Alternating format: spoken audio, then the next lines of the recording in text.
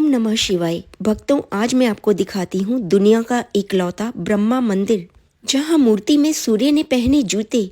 पांडवों ने यहाँ बनवाया शिव मंदिर। 52 घाटों से सजी पवित्र झील और ब्रह्मा जी के मंदिर के लिए पुष्कर पूरे संसार में प्रसिद्ध है। सैकड़ों मंदिरों की घंटियाँ शाम के समय यहाँ एक साथ बजती हैं। शहर का पवित्र वातावरण गुंजायमान हो उठता है। धार्मिक नगरी के नाम से पहचान रखने वाला पुष्कर गुलाब के फूलों, गुलाब के इत्र की महक के साथ गुलकंद का स्वाद भी पूरे संसार में लोगों तक पहुँचाता है। 12वीं शताब्दी के राजा अन्नाजी चौहान ने भगवान विष्णु के तीसरे अवतार वराह को समर्पित कर यह मंदिर बनवाया था। एक पौराणिक कथा के अनुसार एक राक्षस धरती को जल की गहराई में ले गया, जहां से वराह ने उसे बचाया था। ब्रह्मा मंदिर के पीछे ऊंची पहाड़ी पर सावित्री मंदिर बना है। माँ सावित्री ब्रह्मा जी की पहली पत्नी थी। ये सब कहानियां मुझे यहाँ आकर यहाँ के लोकल लोगों से सुनने को मिल रही हैं। इनके साथ चाय पीते बतियाते मैं ये सब कहानियां सुन रही हूँ और आपको सुना रही हूँ। पुराणों के अनुसार ब्रह्मा जी ने पुष्कर में यज्ञ करने के लिए गायत्री से दूसरा विवाह किया था। इससे नाराज होकर उनकी पहली पत्नी सावित्री ने उन्हें शाप दिया, जिस कारण पूरे विश्व में ब्रह्मा जी का केवल एक ही मंदिर है, जो राजस्थान पुष्कर में है। यहाँ के लोगों से जानने को मिला कि देवी एकादशी को समर्पित इस मंदिर को लेकर मान्यता है कि यहाँ आने वाले लोग अपने पापों से मुक्त हो जाते हैं। पुष्कर के उत्तरी भाग में स्थित ये मंदिर पुष्कर के मुकुट में मोती के समान है। यह राजस्थान के सबसे लोकप्रिय मंदिरों में से एक है। संगमरमर से बना ये मंदिर चांदी के सिक्कों से जड़ा है। यहाँ ब्रह्मा जी की चतुर्मुखी प्रतिमा गर्भगृह में स्थापित है। इसी मंदिर में सूर्य भगवान की संगमरमर की मूर्ति भी है, जो एक प्रहरी की तरह खड़ी है। इस मूर्ति की खासियत यह है कि भगवान सूर्य जूते पहने हुए हैं। मंदिर में आसपास घूमकर अगर आपको इस मंदिर का पूरा नज़ारा ना दिखाया तो आपको पुष्कर मंदिर की सैर ही क्या कराई। लेकिन आपको घर बैठे बैठे पुष्कर के इस ब्रह्मा जी के खूबसूरत मंदिर की सैर तो मैं आपको कराऊंगी ही, साथ में ब्रह्मा जी का दर्शन भी करा रही हूँ, जो बहुत बड़ी बात है, बहुत मुश्किल से करा पाई। ब्रह्मा जी का ये मंदिर 2000 साल पुराना है। ऐसा माना जाता है कि ब्रह्मा जी ने पुष्कर झील में एक कमल का फूल गिराया और पुष्कर शहर अस्तित्व में आया। तब से पुष्कर ब्रह्मा के कई घरों में से एक बन गया। अन्य हिंदू देवताओं की तुलना में पूरी दुनिया में ब्रह्मा जी के केवल 5 ऐतिहासिक मंदिर हैं और सबसे महत्वपूर्ण यही मंदिर है जो पुष्कर में है। यहाँ के लोगों ने बताया कि 14वीं शताब्दी में मुगल शासक औरंगजेब द्वारा इसे नष्ट कर दिया गया था, लेकिन औरंगजेब की मृत्यु के बाद स्थानीय शासकों और उनके शिष्यों ने मंदिर का पुनः निर्माण किया। इसे राजस्थान के कमल के फूल के रूप में भी जाना जाता है। इतना ही नहीं, पुष्कर हिंदू भक्तों के 5 पवित्र तीर्थ स्थलों में से एक है। यही कारण है कि यहाँ पर हिंदू भक्त काफी बड़ी संख्या में आते हैं।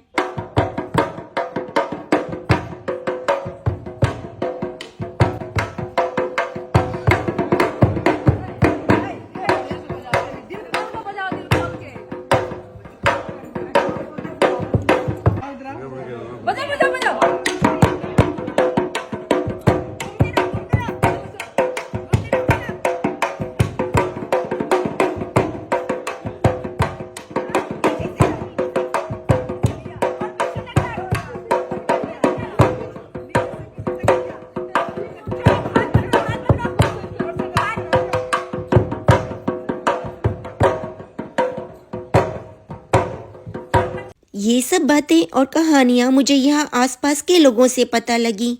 कुछ नीचे फूल और प्रसाद बेचने वाले भैया ने बताई और कुछ यहाँ पर मालपुड़े जलेबी बेचने वाले भैया ने बताई। कुछ यहाँ पर चाय बनाते कबीले वालों ने बताई और कुछ यहाँ पर ऊँट का सौदा करने आए ऊँट के व्यापारियों ने बताई। आपको मालूम है, पुष्कर में सबसे बड़ा ऊँट मेला लगता है। ये बात भी मुझे यहाँ पर फूल वाले भैया बता रहे हैं। रास्ते में बहुत से ऊँट दिखाई दिए थे और व्यापारी दिखाई दिए थे, उनसे बातें हुई थी।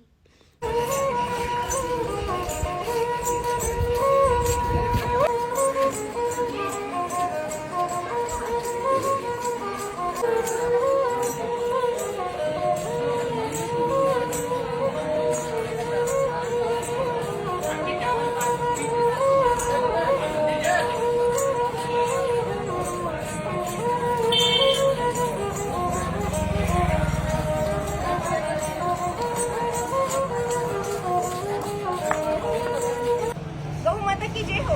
और यहाँ पर बाबा जी हैं और ये गौ माता का 5वां पाँव है। आप इनको फोकस करके दिखाइए, ये 5वां पाँव है और ये गौ माता को चुनरी उड़ा रखी है और ये गौ माता आशीर्वाद देती है। गौ माता की जय।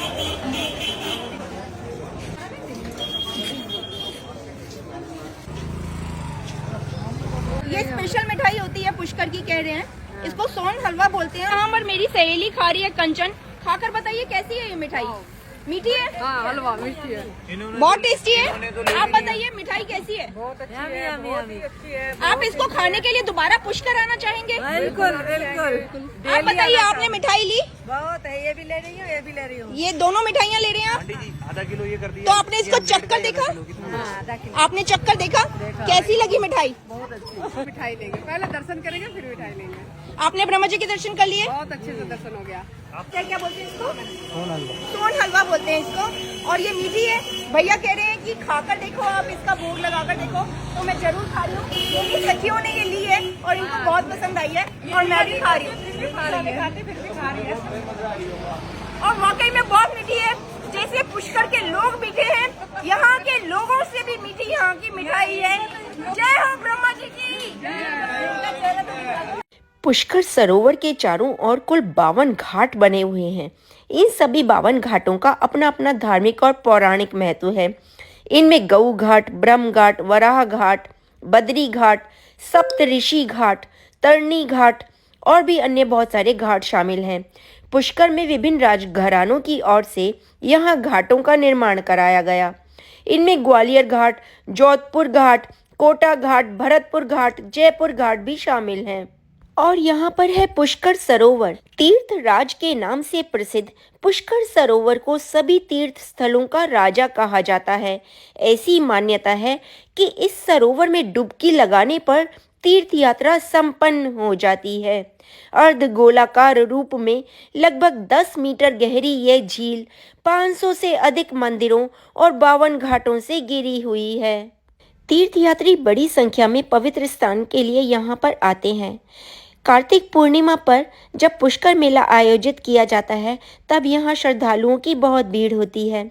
माना जाता है कि पवित्र झील में डुबकी लगाने से सभी पाप धुल जाते हैं और त्वचा रोग ठीक हो जाते हैं। झील परिसर के आसपास 500 से अधिक हिंदू मंदिर स्थित हैं। हिंदू धर्म ग्रंथों में भी इसका वर्णन तीर्थ गुरु के रूप में किया गया है। शास्त्रों के अनुसार ऐसा माना जाता है कि अगर आपने चारों धाम बद्रीनाथ, जगन्नाथ, रामेश्वरम और द्वारका के दर्शन कर लिए, लेकिन आप पुष्कर के दर्शन नहीं कर पाए, तो आपकी यात्रा सफल नहीं होगी। ऐसे में पुष्कर का महत्व और भी बढ़ जाता है। यहाँ के स्थानीय लोगों से पता लगा कि पुष्कर झील का इतिहास 4वीं शताब्दी ईसा पूर्व से है। हालांकि पुष्कर झील का सृजन कृत्रिम झील के रूप में 12वीं शताब्दी में शुरू हुआ था, जब लूनी नदी के ऊपर बांध बनाया गया था। कहा जाता है कि गुरु गोविंद सिंह जी ने झील के किनारे गुरु ग्रंथ साहिब का पवित्र भाषण दिया था। अंबर, बूंदी, बीकानेर और जैसलमेर के राजपूत शासकों ने झील और उसके आसपास के मंदिरों के महत्व को बहाल करने के लिए बहुत मेहनत की। उसके बाद विभिन्न क्षेत्रों के कई राजाओं ने झील पर घाटों का निर्माण किया। यहाँ पर दुनिया का सबसे बड़ा पुष्कर ऊंट मेला यानी कैमल फेयर लगता है। एशिया का सबसे बड़ा ऊंट मेला है, जो प्रबोधनी एकादशी को शुरू होता है, जो 11वें चंद्रमा के दिन उज्जवल पखवाड़े में और कार्तिक पूर्णिमा कार्तिक के महीने में अक्टूबर-नवंबर में पूर्ण चंद्रमा के दिन समाप्त होता है। इस समय के दौरान झील पर बहुत भीड़ हो जाती है, क्योंकि ये कहा जाता है कि कार्तिक पूर्णिमा पर स्नान करना बहुत आनंदमय है। सभी पाप धुल जाएंगे और त्वचा रोग ठीक हो जाएंगे। इसलिए अगर आप यहाँ पर आते हैं और कार्तिक पूर्णिमा के दिन आते हैं, तो आपको यहाँ पर बहुत भीड़ मिलने वाली है। इसलिए सोच समझ कर ही आएँ, नहीं तो इसके आगे पीछे आएं। आप पुष्कर झील, पुष्कर मंदिर, ब्रह्मा जी के मंदिर तक कैसे पहुँचें? अगर आप सड़क मार्ग से आते हैं तो पुष्कर शहर के केंद्र में स्थित है। यहाँ अजमेर से टैक्सी या बस लेकर आसानी से पहुँचा जा सकता है। अगर आप ट्रेन से आते हैं तो अजमेर का रेलवे स्टेशन ही सबसे निकटतम रेलवे स्टेशन है। अगर आप हवाई जहाज से आना चाहते हैं तो निकटतम एयरपोर्ट जयपुर एयरपोर्ट है। इस समय मैं हूँ पुष्कर जी में और पुष्कर में सरोवर में स्नान किया है और मेरे साथ यहाँ पर ये चित्तौड़गढ़ से कुछ बहनें, जी हाँ ये सारी बहनें चित्तौड़गढ़ से आई हैं। आप इनकी रंग रूप वेशभूषा देख सकते हैं। चित्तौड़गढ़ जो मेवाड़ों की नगरी रही है, जो राजा महाराजाओं की नगरी रही है, और इन सबको देखकर लग ही रहा होगा कि ये मेवाड़ की रानियां हैं, राजपूतानियां हैं। इनसे ही हमारे देश की शान है, नारी शक्ति है और मेवाड़ की शान। राजस्थान की नारी जिंदाबाद। और पुष्कर सरोवर में ब्रह्मा जी का आशीर्वाद लेने के लिए आई हैं। आप सबने ब्रह्मा जी के दर्शन किए? कैसे रहे दर्शन? अच्छे, बहुत अच्छे दर्शन हुए। तो आप सीधे चित्तौड़ से आए हैं, कितने दिन के लिए आए हैं? तो आज कौन सा दिन है आपका? तो अभी 2 दिन और रहेंगे। तो आपको कैसी लगी पुष्कर नगरी? पुष्कर नगरी में आकर आपको ऐसा लगा ब्रह्मा जी आपके साथ हैं? ब्रह्मा जी के दर्शन अच्छे से करें। दोबारा पुष्कर कौन कौन आना चाहेगा?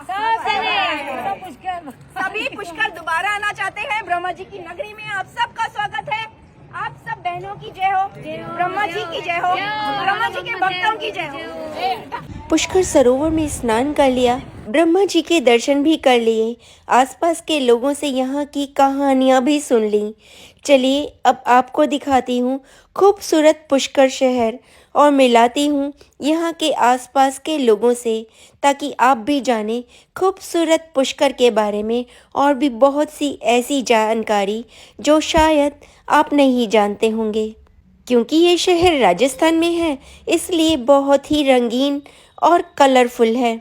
मंदिर के आसपास और मंदिरों की तरह फूल बेचे जा रहे हैं, प्रसाद बेचा जा रहा है और इस तरह का कुछ रंगीन सा माहौल है। इस समय हूँ पुष्कर जी में, ब्रह्मा जी के मंदिर के दर्शन करने आई हूँ और ये यहाँ पर सेवा कर रहे हैं फूल देने के लिए, ताकि हम पूजा कर सकें। तो बहुत बड़ी सेवा है, इसके लिए इनका बहुत बहुत धन्यवाद। लोग रंग बिरंगे कपड़े पहनकर आए हुए हैं। आसपास के लोग भी ब्रह्मा जी के मंदिर में पूजा करने के लिए आए हैं।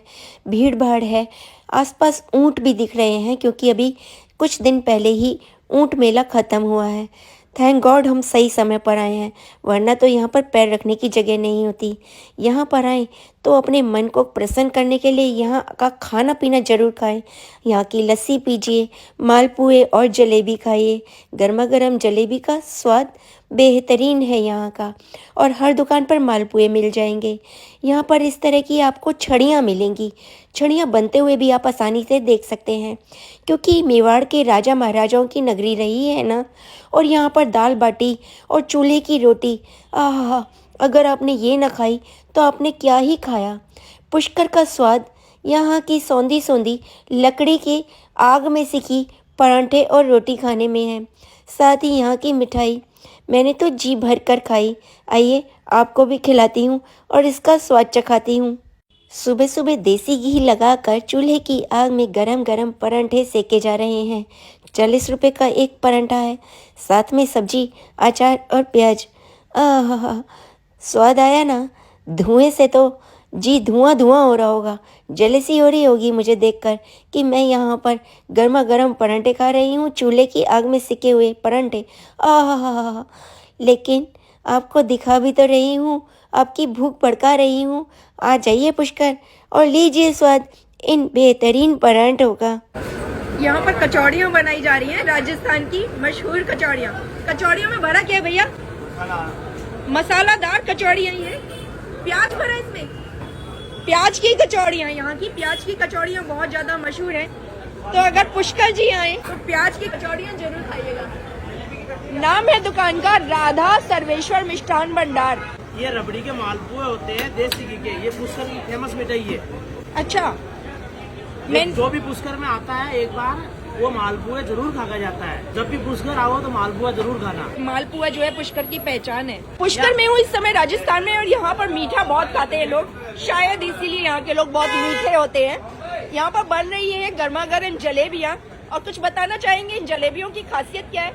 जलेबी एक या राजस्थान की पहचान मिठाई है। सबसे जो पहले पुराने जमाने में जो मिठाई होती थी वो जलेबी होती थी, और आज भी जलेबी का क्रेज बहुत ज्यादा है। हर आदमी जलेबी, एक आदमी आधा किलो जलेबी तो यहाँ का खाई जाता है। आधा किलो जलेबी एक आदमी खा जाता है? बिल्कुल जी मैडम, बहुत बड़ी बात है। और जलेबी आप देख रहे हैं क्वालिटी कितनी अच्छी है, एकदम बारीक पतली पतली जलेबियां हैं। तो ये सच ही कह रहे होंगे क्योंकि इतनी पतली जलेबियों में कम रसा होता है और ये आसानी से खाई जा सकती है। बहुत करारी और बहुत सुंदर जलेबियां लग रही हैं। तो पुष्कर में जब आए तो जलेबियां जरूर खाएं और राधा सर्वेश्वर मिष्ठान भंडार की जलेबियां। मुझे बहुत तेज प्यास लगी थी और भैया ने मुझे पानी दिया, तो ये भी चरणामृत के समान है। यहाँ पर इस तरह तलवारें मिल रही हैं जो कि राजा महाराजाओं की शान हुआ करती है। तलवारों के बिना तो आप शायद राजस्थान की कल्पना भी नहीं कर सकते। मेवाड़, राजस्थान, यहाँ पर पुरुष जितने ज्यादा बलवान और शक्तिशाली थे, महिलाएं भी शतरानी थी और उनका जौहर की बहुत सारी कहानियां आपने सुनी और देखी होंगी। मैं यहाँ पर शतरानियों से मिली, देखा और मुझे वाकई में ये महसूस हुआ यहाँ की नारियों में, यहाँ की महिलाओं में एक अलग ही शक्ति है, एक अलग ही इनके अंदर ऑरा है। यहाँ पर बिकती हुई ये तलवारें इसकी साक्षी हैं। यहाँ पर बन रही हैं गर्मा गर्म बाटियां, एकदम गर्मा गर्म और चूल्हे की आंच पर बनती हुई ये बाटियां। और ये बनाई किस चीज से है? बेसन से या आटे से? आटे से बनाते हैं। ये आटा गूंथा हुआ है इन्होंने और इसकी गोल गोल लोइयां बनाकर ये गरम गरम राख में सेक रही हैं। और इसके साथ क्या देते हो आप खाने में? दाल घी में तल के देते हैं। हाँ? घी में गरम करके इसको गरम गरम घी में डाल देंगे बाटी को, फिर देते हैं। और यहाँ पर लोग बाग खा रहे हैं, भीड़ हो रही है। राजस्थान की ये महक शायद फोन से आप तक पहुँच रही होगी। देखिए मैं आपको डायरेक्ट राजस्थान से दिखा रही हूँ यहाँ पर चूल्हे की आग पर बाटियां किस तरह बनाई जाती हैं। ओम नमः शिवाय। भक्तों, पुष्कर से मेरी यात्रा शुरू हुई है। 12 ज्योतिर्लिंगों की यात्रा है, लंबी यात्रा है और अभी यात्रा पर निकले हुए 2 दिन ही हुए हैं। मुझसे जितना होगा उतना मैं आपको दिखाने की कोशिश करूंगी। बने रहिए मेरे चैनल पर और देखते रहिए वर्षा जैन ब्लॉग, ताकि आपको भी मैं पूरी तीर्थ यात्रा करा सकूं। मेरे साथ साथ आप भी 12 ज्योतिर्लिंगों के दर्शन कीजिएगा। कन्याकुमारी तक जाऊंगी। रास्ते में कोयम्बटूर, पुणे, मदुरई, चेन्नई और भी बहुत सारे राज्य, मध्य प्रदेश, उज्जैन, महाकाल, सब कुछ दिखाऊंगी आपको और नज़दीक से दिखाऊंगी। वहाँ के आसपास के शहर भी घुमाऊंगी, वहाँ का लोकल खान पान भी दिखाऊंगी और आपको इस तरह सैर कराऊंगी जैसे आप खुद ही वहाँ पर तीर्थ यात्रा पर निकले हुए हैं। तीर्थ यात्रा करने का मज़ा तब ही आता है जब आप तीर्थ यात्रा के साथ उस शहर के साथ घुल मिल जाएं, उसमें रच बस जाएं, उसमें अपने आप को ढाल लें। जल्द मिलती हूँ एक नई वीडियो में।